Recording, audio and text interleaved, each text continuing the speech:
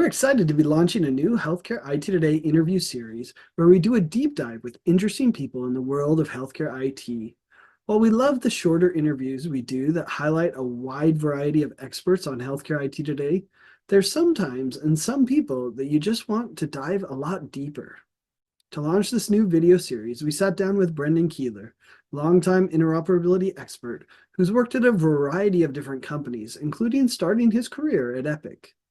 You're likely familiar with him if you follow Health IT on social media, where he's one of the most prolific sharers of high quality information, including on his Substack, Health API Guy. In this three-part series, we explore his time at Epic and working with Judy Faulkner, a deep dive into interoperability, and then his time working with Jonathan Bush, followed by a discussion of the EHR market and whether Epic is a monopoly. Here we start with part one of the series, where we dive into his initial role at Epic, the unique Epic company culture, the evolution of interoperability, and anecdotes about Epic's CEO, Judy Faulkner. Hey everyone, I'm John Lind, the founder and chief editor at Healthcare IT Today. We're excited to bring you a new edition, a new deep dive series that we're doing at Healthcare IT Today, where we bring on interesting people and dive into a variety of topics in long form. And we're excited to launch with our initial guest. It's Brendan Keeler. He's Interoperability Practice Lead at HTD Health. He also has an amazing Substack. If you haven't read it, you need to go check it out, healthapiguy.substack.com. He also started recently an Epic alumni community. It's a Slack channel. If you're interested in it, you're an Epic alumni, reach out to him. He'll get you added. If you don't connect with him on LinkedIn, you should. He's posting amazing content there as well. Brandon, I'm excited to have you here. Welcome. Yeah, thanks for having me. I'm pumped to go deep, really deep, as deep as we want. Well, I think that's the beauty of this, right? We're like, let's go for a long discussion. I'm going to embarrass myself. That's my goal, right? I want to be foolish because, I've thought about this a lot. There's all these CIOs out there and other healthcare IT leaders that know a bit about a lot of things, kind of like me, but they don't necessarily go deep and they're afraid to ask the embarrassing questions. And I'm in that boat to some degree too. You don't want to look like you don't know what you're talking about. And so hopefully in some of these, I may say some stupid things about interoperability and you're like, John, that's not how it works, right? And hopefully we can, I can ask the stupid questions for everyone else that was afraid to ask. So that's the goal. Plus we want to have a little fun, there's some fun questions here. But before we get into the wide variety and spectrum that we're going to do, talk to us. How did you get into health IT and now kind of become this interop expert? Yeah, I mean, fell into it ass backwards, really. I was at college and needed a job, and my friend said, "Hey, come up and work at Epic."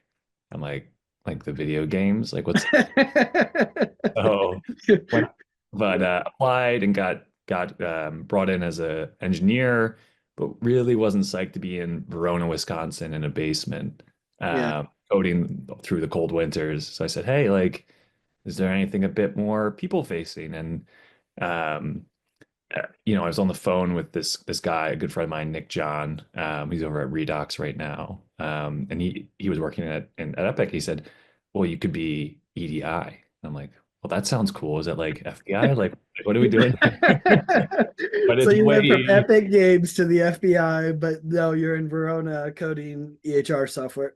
well, and EDI is integrations, right? And so connecting Epic to any Epic install has hundreds of smaller applications or even big applications that are used in that health system. And so during these implementations, making sure that they are wired up to communicate is a critical part of the go live, as well as making sure all the legacy data was converted into the EHR.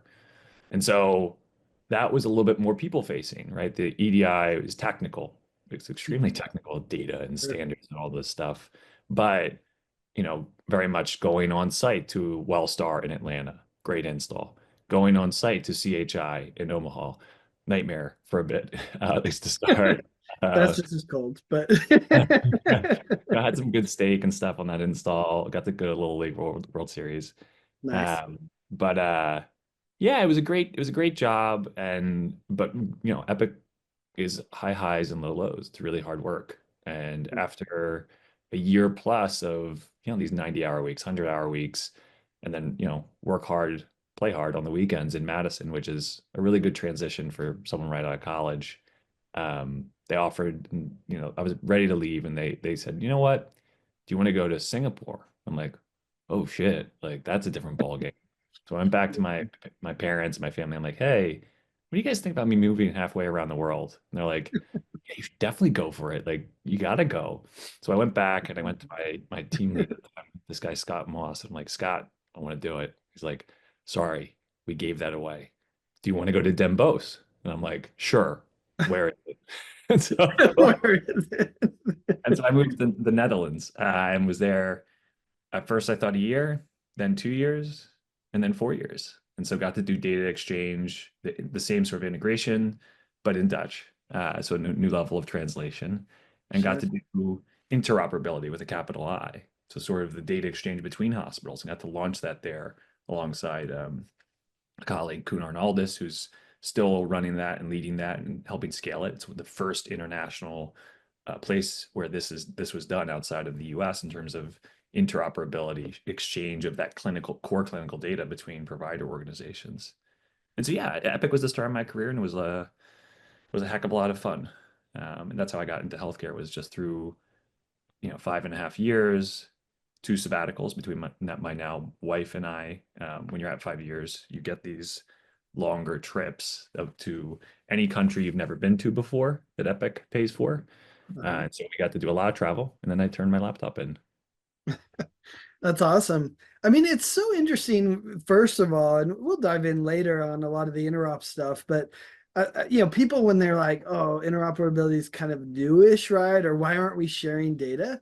Whenever they would say that, I'd be like, dude, we've been sharing, EDI data forever. And millions of transactions, hundreds of millions of transactions.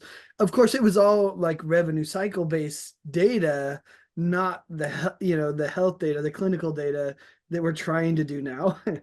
And sometimes we are doing, but I mean that you kind of highlight that, right? That when you started, I'm sure there were millions of transactions that were happening that you had to connect for these people. Lab data that was happening really early on as well, right? And even prescription data probably became, I don't know. That feels like the order to me is kind of went financial, lab, prescription, maybe lab and prescription went at the same time, something like that. I don't know. Is that your view? Is that how we kind of like baby stepped into interoperability, if you will?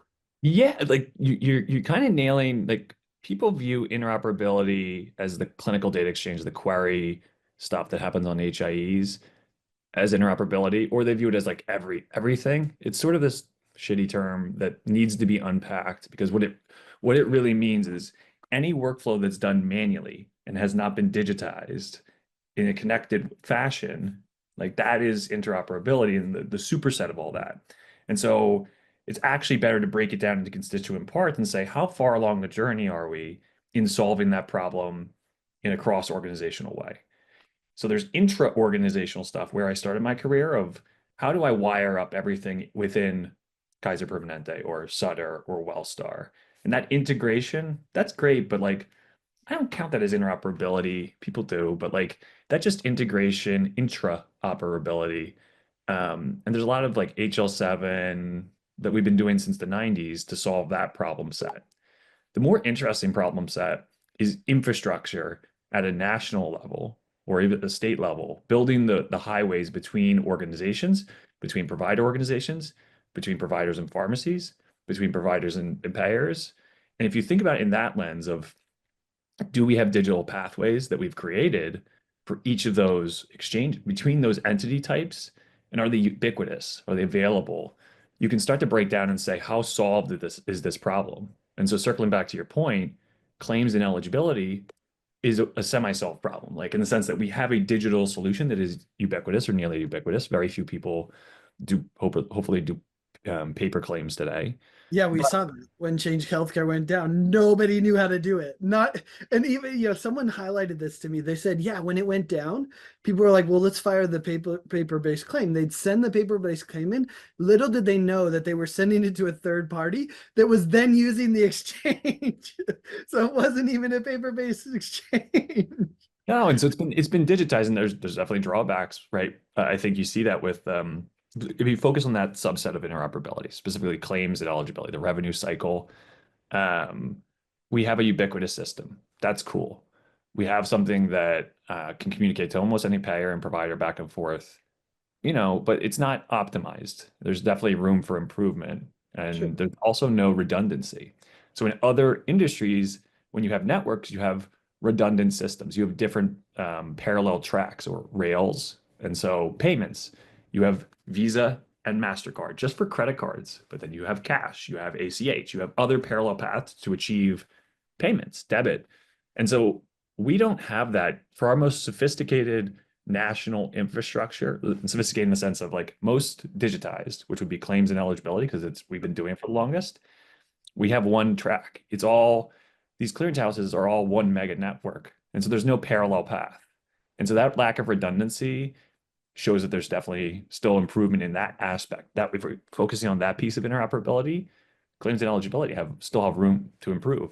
And then you can get into the discussion of like, is X12 the right, standard and like the technical fights that people get over standards.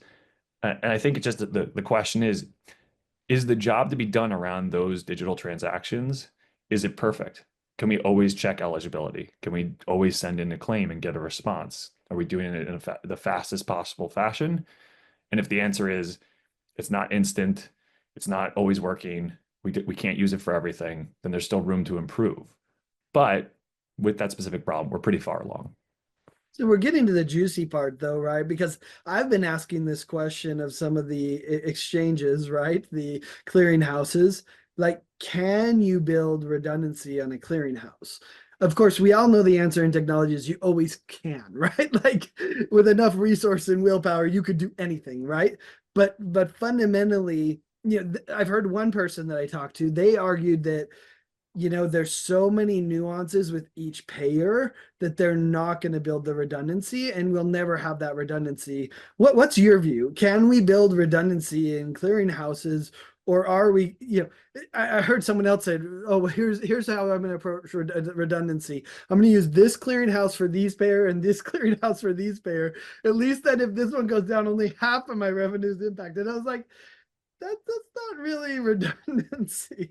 No, it's not because like it's like if I said, "Hey, I'm a merchant, I'm selling something, and to prevent against Visa's downtime, I'm going to use Stripe and Adyen, two on-ramps to Visa.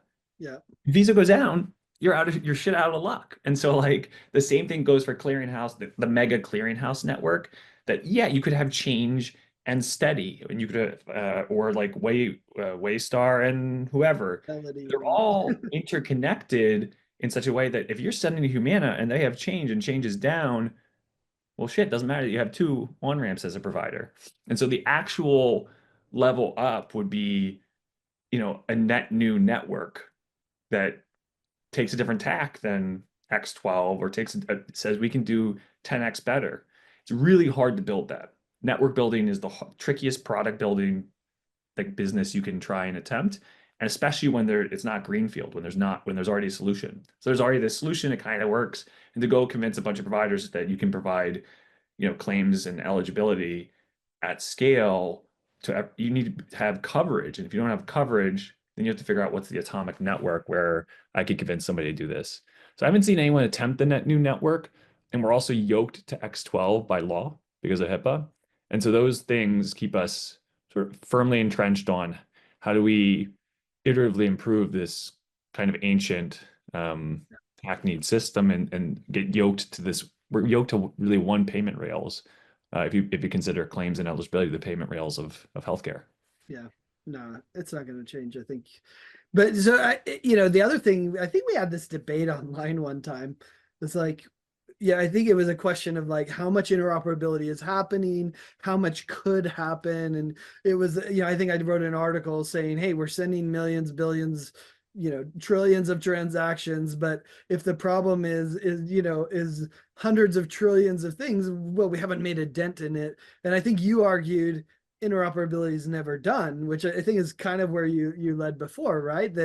And I think there's multiple aspects to it. One is, can we improve the existing X12? Yes, there's opportunity to improve it, even though it's been how old, 20, 30 years? I don't know, right? X12 was invented in 1970 for like transportation as an industry, and then used in the supermarkets. It got popular in supermarkets. So like it's used for purchase orders and all this like non-healthcare stuff as well. It's old. Yeah. It's really So it's old. old, right? But yet there's still room to improve, right? And I think the same is, I think that was your argument. Yeah, I'd love to hear, how you see that going. Basically, you're going to have a job forever, is what you're going to argue. I think, okay, if we solve prescriptions, well, now we could actually do fills, right? And what's the fill rate, right? Are they using it, and et cetera, et cetera? Is interoperability ever over? I think the answer is no, right? No, because I mean the goal of interoperability is to take every non-digitized workflow and digitize it. And for one, not looking at the other end of the spectrum from claims and eligibility, there are a ton of workflows that are very manual. So paper, calls, fax today. You have referrals, you have prior auth, um, you have those pharmacy to pharmacy transfers. Like so many workflows have not been brought into the digital era, and as a result, there is administrative waste that occurs en masse and burdening the system. And so, in my ideal world, like we upgrade that all to digital infrastructure and digital highways to connect all the institutions Yeah. seamlessly. And there are actually hundreds of these workflows, right? You say like you look at like PBMs as an entity, you look at like payers as an entity, you look at pharma as an entity, you look at every adjacent type of healthcare or healthcare adjacent organization and categorize them and draw a line to every other one. And you'll see that among those workflows, there's still tons of work to be done. That's part one. Part two is that we can always do better. And so payments is a good example of this. We have credit cards.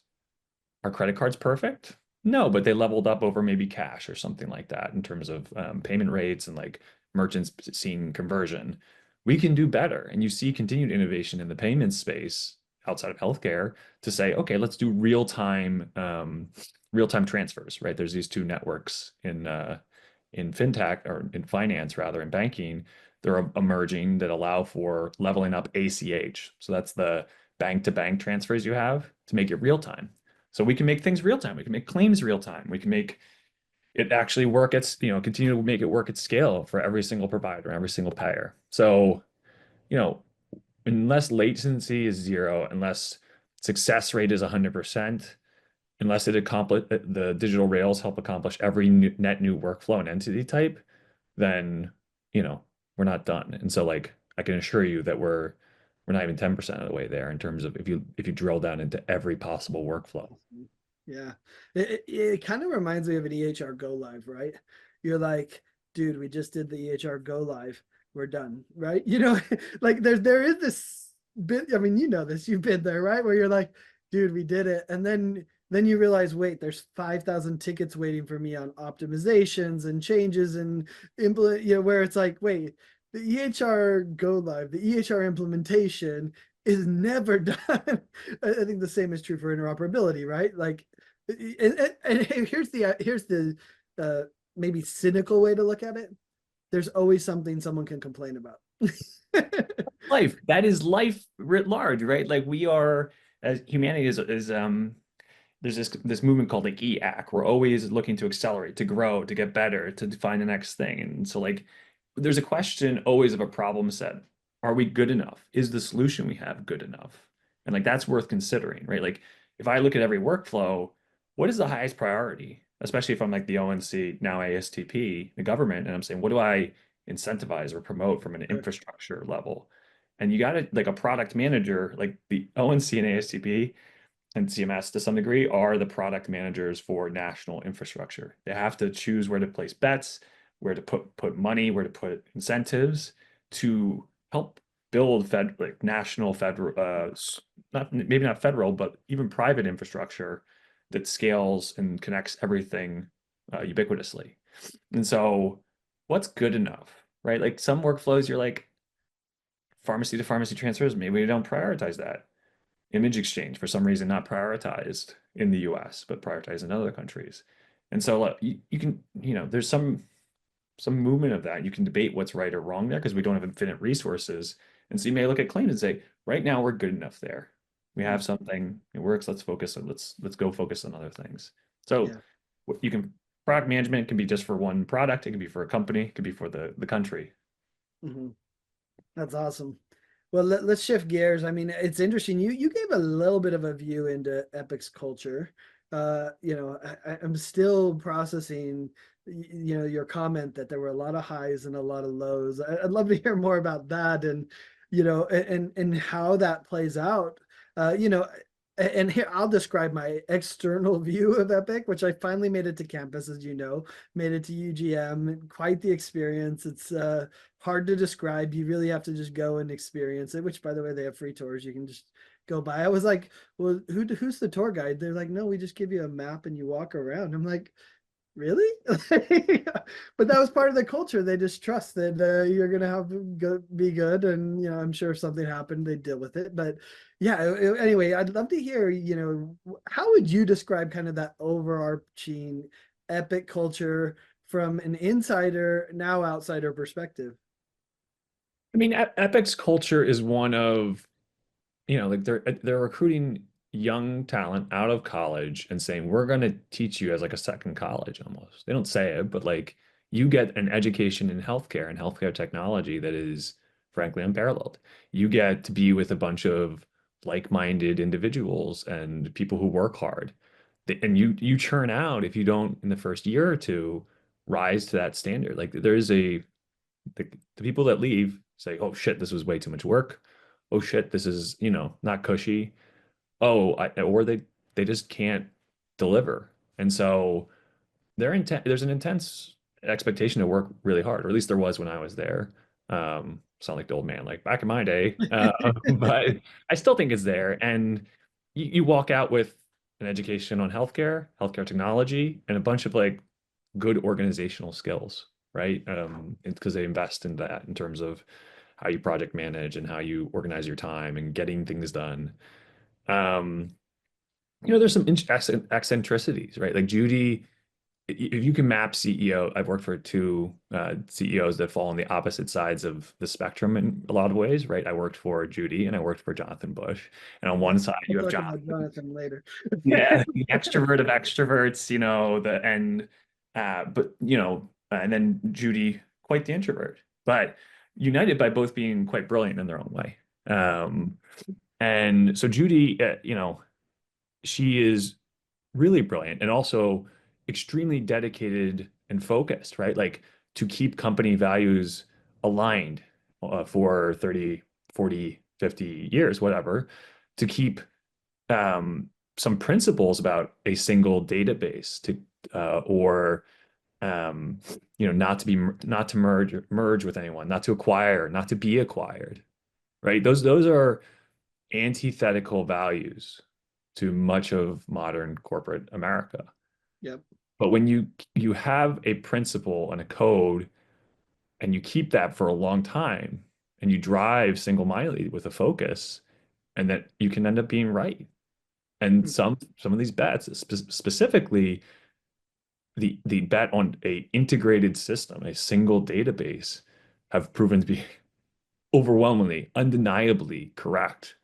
And so I wrote an article last week about this, about, there's a lot of narrative of like regulatory capture. Like this guy Bill Gurley got up and went in front of like a bunch of PCs and was like, regulatory capture is real. Like this is a thing that Yeah, does happen. But in Epic the case, benefited, but Epic so did benefited. everyone else. But Epic benefiting, it does not meet the definition of regulatory capture. Regulatory capture is a manipulation of the regulation to uniquely benefit, and that the transcripts, and basically says like, oh well, Judy was whispering in Obama's ear, and that's like provably false unless like in the high tech council or Mhm. high tech council or whatever it is. Those are all open meetings. I went back and read all of them, and she's Yeah. very meek. She has a few pointed things, but most of her suggestions are like pretty good.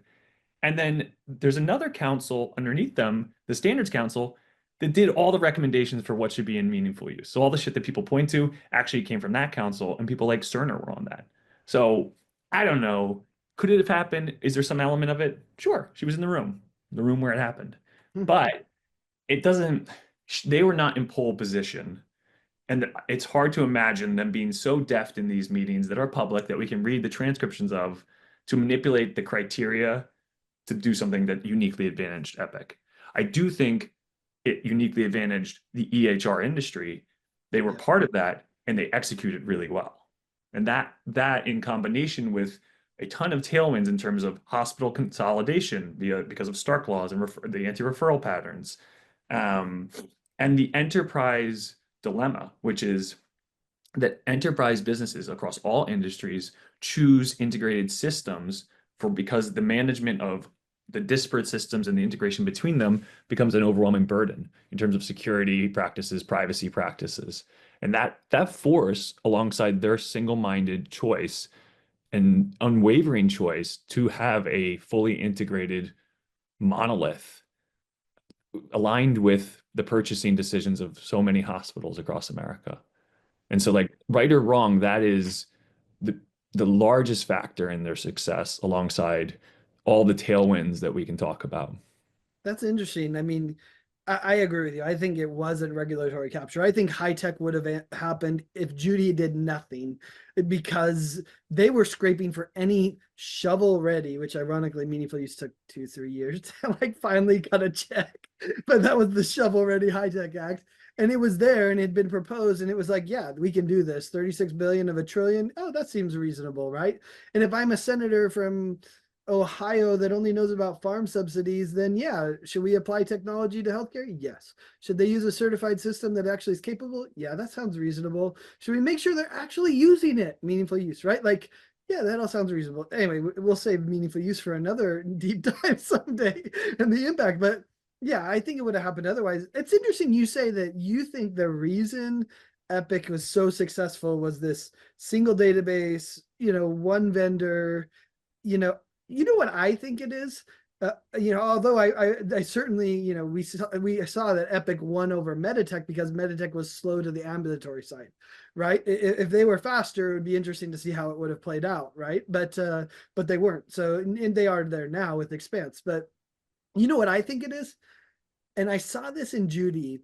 I think Epic and epitomized by Judy are the most customer focused company I've ever met in my life. And sometimes to Epic's detriment. Like, ironically, interoperability is an example where I think that we're behind on interoperability because Judy is so customer focused, and no customer was saying, I want to be interoperable forever, right? But I don't know. What do you think of that? Do you see that? Because I see this obsession with the customer and making sure they are happy and care. Is that what you see? Yeah, I mean, if there's doctors listening to this and I say yes, they're gonna be like, "What the hell, Brendan?" I don't like, but like the customer, unfortunately, because of this approach, the integrated approach means that that they are focused on the largest health systems, and so the buyer, this is the enterprise dilemma that the buyer is divorced from the user, Yeah, and that's true. people that use enterprise software always hate it across all industries. There are very few people who are in these big corporations are like, I love my enterprise software. And so that becomes because from the divorce of choice, right? Like I as the physician or I as the back office person or I as Brendan working at some large corporation have to use something that is told to me from above. And so like that feeds into it. Um, I'm losing your question a bit. Is Epic focus? Undeniably so. And focus is super important. And that focus is on the customer and providing the needs and continuing to provide the next need within this larger and larger expanse of the health systems they serve. And so the relentless quest is to say, what's the next thing that we can build to help serve that customer, or even now customers beyond adjacent customers like payers, pharma, et cetera. And so yeah, they're hyper focused on it in a way that has made them antisocial, right? Like towards other vendors until recently, but like we can get into that. Um, has made them anti-partnership, has made them they don't merge, they don't acquire, right? Like all these things are, they say, well, all that's noise, and you waste a lot of calories and energy doing that instead of just going and doing the damn thing. Yeah. Give us a Judy story. I mean, there's got to be plenty of them. My favorite was I heard from an employee. He'd been trying to get a hold of Judy, wasn't getting an answer. And the person said, go to her office, 5:30 on Friday. You'll find her. And so he went there 5:30 on Friday. And sure enough, she's sitting there grinding, right? Another epic, ex-epic person that was in Vegas. She's like, dude, Judy's grinding as much as anyone. And what? I think she's turning 80 or something. Like that's incredible. Give us one of your favorite Judy stories, and maybe something that kind of, shares the culture and perspective of Judy the leader. Yeah, okay. I got my personal interactions with Judy, which there are two. So Okay. I moved to the Netherlands office, and in the US, there was a weekly news watch where somebody summed up all the news about Epic and the industry, sent it out. Moved to the Netherlands, I'm like, hey, like the Netherlands has stuff for Epic and healthcare that's not being in that, but it shouldn't be. Like people don't necessarily care about it. I'll create a monthly news watch. So I create it and like it spreads around the office, and then people send it to the US, and it spreads there a little bit for people interested. And somehow Judy gets on the listserv. And so she emails back one time, and I see Judy Faulkner email. I'm like, oh my God, what will it say? And said, this is nice. That's it. And so I'm like, oh, well, that's great. Like I just got this. This is nice from the CEO. Like, let me frame this thing. And then, months go by. I'm doing implementations, and you'll have to rush out an issue. And it had a few grammar mistakes and a few spelling mistakes. And Judy emailed back, and she said, "This is sloppy," and then had written up all the things that were wrong in there. And You that had the showed. red line teacher corrections. Yeah, but that shows who she is because she would do that. We would be in, every month there's these staff meetings. So you get the 13,000 people or 15,000 or whatever in person in Verona. You cannot be traveling. If you're abroad, we had to come into the office at 7 p.m. to watch this live streamed. And she would spend, if you take the salaries of that cohort of people and multiply it out, every minute is thousands, tens of thousands, hundreds of thousands Yeah. of dollars. And she would spend time to do spelling and grammar and pronunciation for different things. So this Epic changed their analytics to be this suite called Cogito. Uh, and she maybe 5 or 6 times had this presentation where she said cogito, not cogito, not and like five other things, and like had a bunch of pronunciation. And if you multiply that out, we probably spent millions of dollars on pronunciation lessons. But she's hyper, like her focus, her attention to detail, very, very high, right? Very, very high. One other funny story, because I gotta tell this one.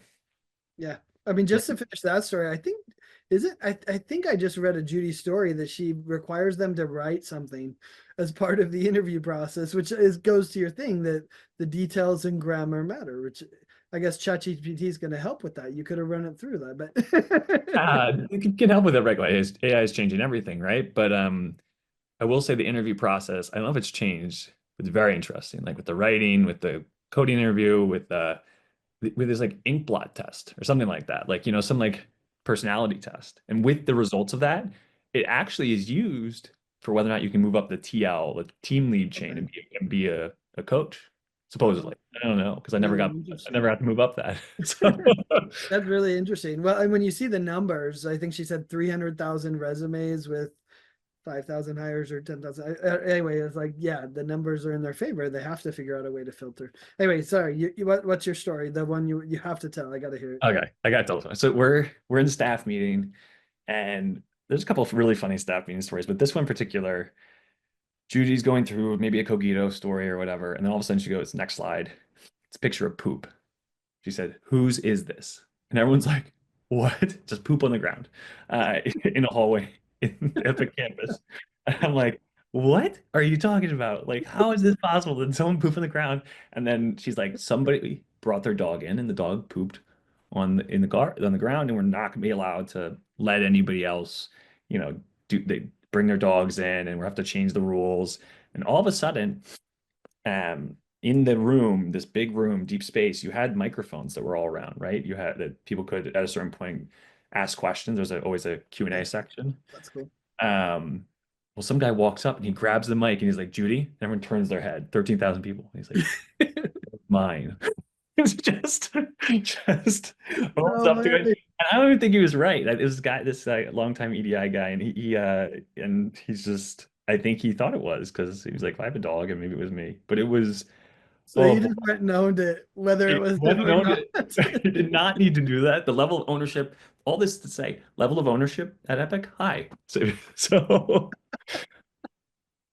Oh, what a great story. Well, I mean, it goes back to my favorite Carl story, which I hear, and I've heard this a number of places, but it was something to the effect of, you don't have titles, job descriptions, at Epic. I think that's pretty well known. And they said, well, here's your job description. If there's a piece of paper on the ground, and then your job is to pick it up and throw it away. So I guess it was pick up the poop, but I guess high Judy, ownership, that was high her job. ownership, responsibility. No, 100%, 100% aligns. Oh man, that's so funny.